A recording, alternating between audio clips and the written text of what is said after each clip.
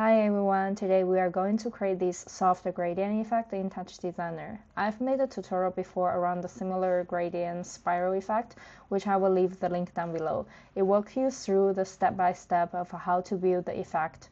And this one is a extended version of using the same technique, but a new top I discovered recently, prefilter map top. Just to show you how versatile TouchDesigner can be if you simply add one more thing in your network. Technically, I'm not using the prefilter map top the correct way. I believe it's meant for 3D rendering. It pre-computes how light scatters or reflects by compressing on an image into its overall lighting distribution. But in this context, that simplification actually becomes a beautiful texture generator.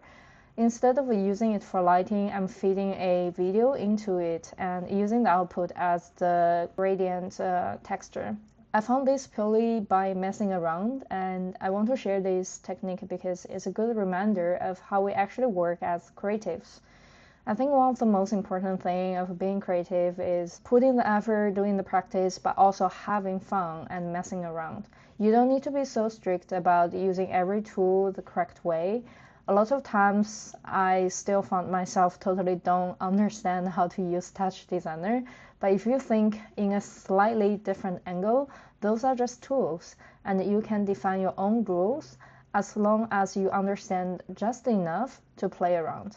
You will have fun and very likely produce much more interesting stuff. And a lot of my favorite piece actually came from me just trying a bunch of different things in the practice, and then sometimes something happens. A lot of talkings over here, and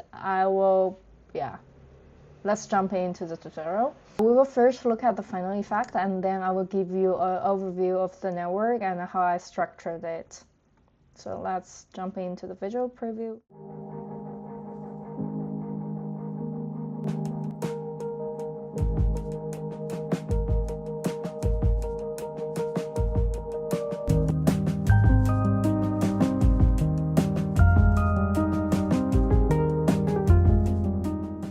Now let's break down the network.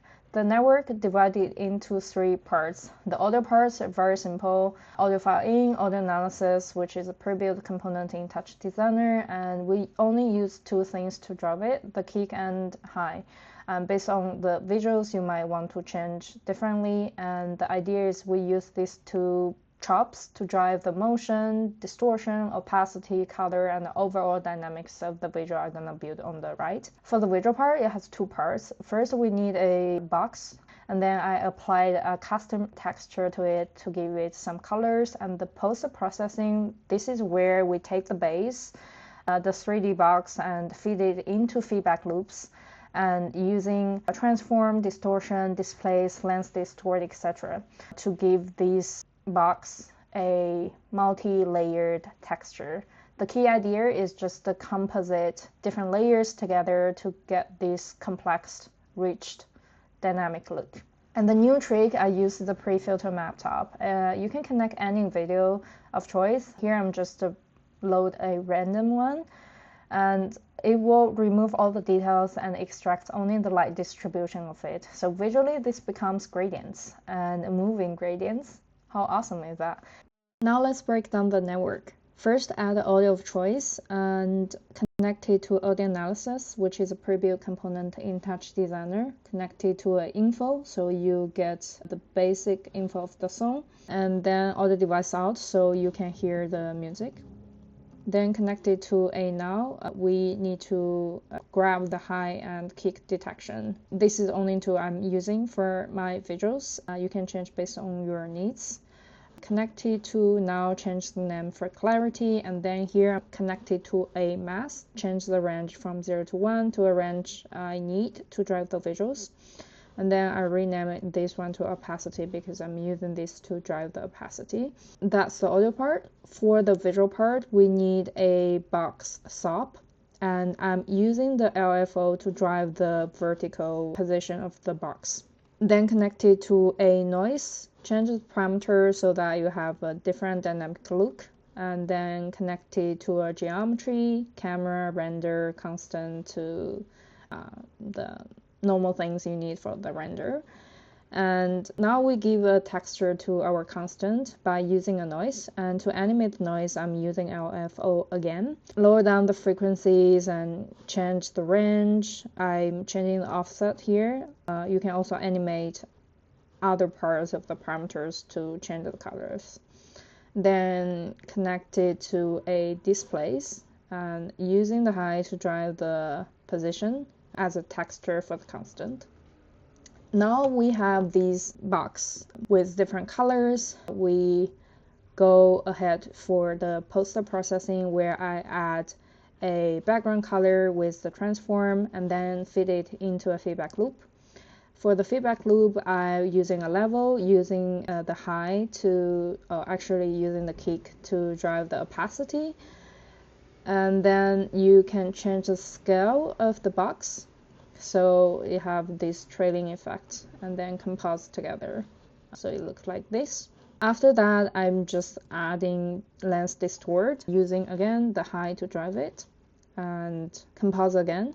And then I flip it around my composite and displace again slightly using a displace with this one. Then add to a transform with the kick to drive the scale of it. So it looks like this. Composite again to give it a more rich texture. It will look like this, multi-layered.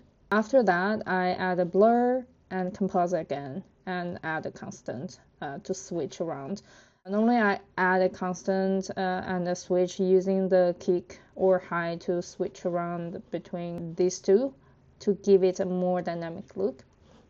And then finally, we add to, not finally, I created the spiral effect by add to a feedback loop and changing the, let me check, the rotation of it. For the rotation, I'm using again the high to drive the rotation slightly. So you see I have a base angle and then the high is just like less than 1 all the time. So it will always rotate slightly. And the new things here is a pre-filter map. Basically, I add a video and then I connect the video to the pre-filter map, compose it to the spiral texture using the a stop, and remember put the texture as the second and the pre-filter map at the top. The fixed layer is our background, so you will have the resolution of 9020 by 9080. That's it. I think this one is something useful to give you this dynamic abstract light. You can change it to any other videos and get these moving gradients, then compose it to the texture. That's it. Hope you like this tutorial, and if you want the exact project file, you can download in my Patreon, and see you next time.